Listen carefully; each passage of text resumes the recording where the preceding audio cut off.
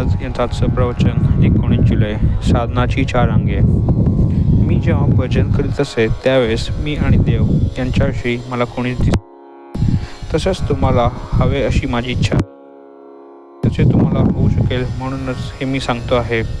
प्रपंचात वागत असताना प्रत्येकाने अंतर्मुख होऊन आपले दोष काय आहेत हे हुडकून काढावे आणि ते घालण्यासाठी प्रयत्न करावा.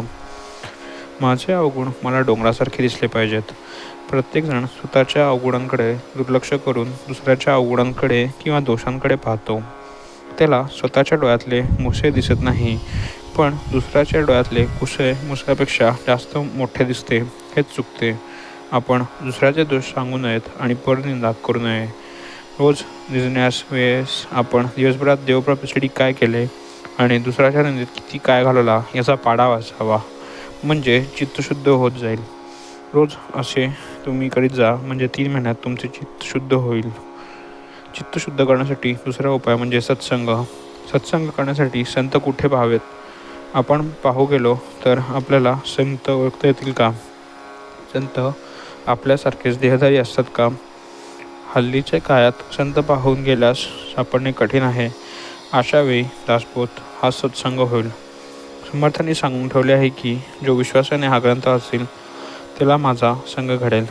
आपण संतांना देहात पाहू नये, तर जे साधन करतात तेच ते होते असे समजावे. त्यांनी 4 गोष्टी करायला सांगितल्या आहेत. 1. निर्गुणत्व.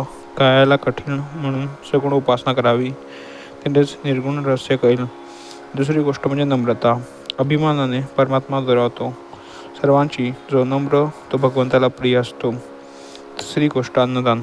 कलियुगात यथाशक्ती अन्नदान करीत जावे, त्याचे महत्त्व फार आहे. चौथी गोष्ट म्हणजे भगवंताचे अखंड नामस्मरण. परमेश्वर प्राप्तीसाठी संतांनी नाम ही अजूब वस्तू दिली आहे.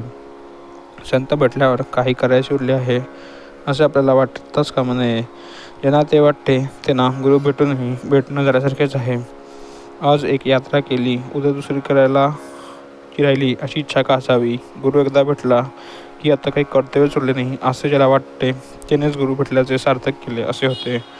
गुरु आज्ञे परतच दुसरे त्याला साधन असतेच. तोच परमार्थ आणि तीच त्याची तीर्थयात्रा होय.